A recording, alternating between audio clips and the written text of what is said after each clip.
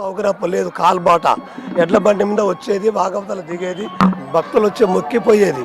ఇప్పుడు ప్రతి రోడ్డు మంచిగా అయింది, భక్తులు వస్తున్నారు. ఇదివరకు కేసీఆర్ వచ్చేంత అయితే బాగుంది. ఇప్పుడు చంద్రబాబు నాయుడు వచ్చి దీన్ని పట్టించుకున్నాడు, అంతమందికి ఎవరు పట్టించుకోలేదు. ఇప్పుడు ఎట్లున్నాయి మరి ప్రభుత్వం మారింది, ఇప్పుడు ఎట్లున్నాయి ఈ జాతరకి ఏర్పాటు ఎట్లున్నాయి? జాతరగా ఇప్పుడే మొదలవుతున్నాయి.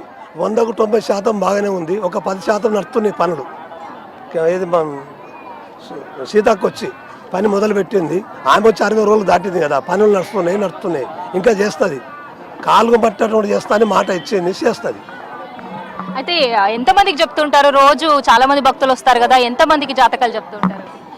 చెప్తుంటే రోజుకు 1000 మంది కావచ్చు, 500 మంది కావచ్చు, 100 మంది కావచ్చు, 10 మంది కావచ్చు, భక్తుల బట్టి చెప్తాం. వాళ్ళు వస్తాయని చెప్తూనే ఉంటాం. ఒక మూలిక అడుగుతారు, ఇస్తాం.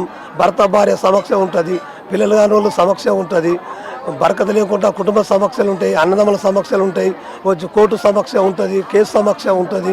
దానికి కావాలంటే వనమూలిక ఇస్తాం. చిలకల గట్టు, సెల్పే చెట్టు ఇస్తాం. ఏమైనా ఆరోగ్యం బాగులేకున్నా, కాళ్ళ నొప్పులు, కీళ్ళ నొప్పులు, గుర్రం మూతులు, ఇలాంటి సమస్యలు కూడా కొన్ని మందులు ఇవ్వగలుగుతాం. ఇప్పుడు ఈ మూలికలన్నీ మరి ఎక్కడి నుంచి తీసుకొస్తారు మీరు? మన ఈ చుట్టుపక్కల ఉన్న అడవుల్లోంచి తీసుకొస్తారా? పక్కలే చిలకల గట్టు నుంచి తీసుకొస్తాం. కొన్ని అక్కడ సిలేరు, చిత్తరకొండ, పాపికొండ, భద్రాచలం అక్కడి నుంచి తీసుకొస్తాం. మధ్యడు పట్టణం నుంచి కూడా తీసుకొస్తాం. ఇక్కడ దొరకని ఉంటాయి అంటే ఇక్కడ దొరక ముందు కొంత జలం ఎక్కువై పోయింది, అడిగిపోయింది కాబట్టి సిలేరు పోతాం, చిత్తరకొండ పోతాం, పాపికొండ పోతాం, భద్రాచలం పోతాం, ఇక్కడ మధ్యడు పట్టణం పోతాం, ఇక్కడ చిలకల గట్టు నుంచి కొని తెస్తాం. ఇవన్నీ మరి పచ్చిగున్నప్పుడే తీసుకొస్తారు కదా, ఇవన్నీ ఇట్లా వనమూలికల్లాగా తయారవడానికి ఎన్ని రోజుల టైం పడుతుంది? ఒక 41 రోజు తయారవుతుంది.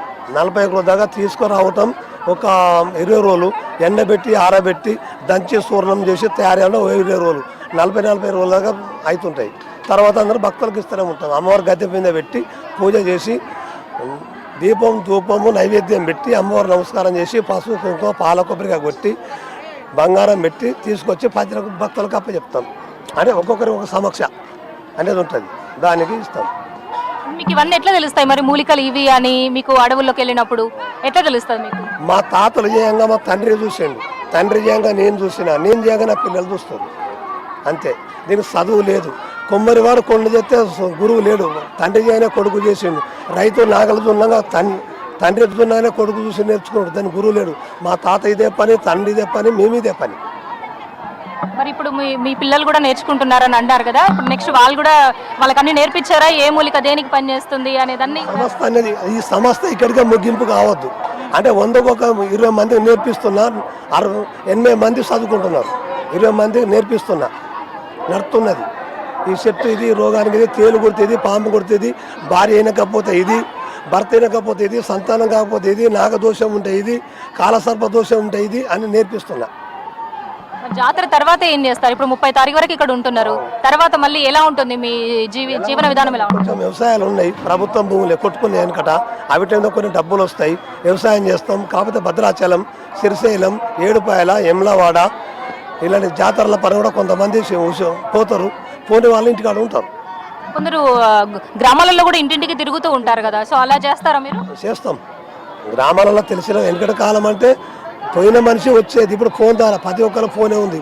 ఫోన్ చేస్తే వస్తారు, వాళ్ళకి ఏరో యంత్రము, వాళ్ళ ఇంటి బంధువులు వాళ్ళ బాధలు ఏందో యంత్రం ఇస్తారు, తాయిత ఇస్తారు, పొగ ఇస్తారు, వస్తారు. ఇవన్నీ మూలికలు తయారు చేసే ముందు అమ్మవారికి ఏమైనా పూజలు ఇట్లా ఉంటాయా? మేడం, అమ్మవారి మనం తెచ్చే ముందు తెచ్చేటప్పుడే అక్కడ పసుపు వేసి పాల కొబ్బరిగా కొట్టి ఆ చెట్టు తీసుకొస్తాం.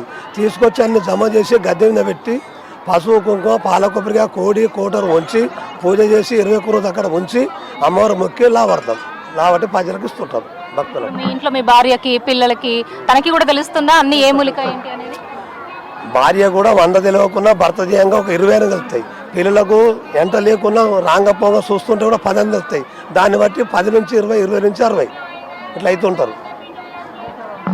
ఫైనల్ గా మీరు అంటూ ఉంటారు కదా కుర్రో కుర్రు అని, ఒక్కసారి ఆ మాటతో.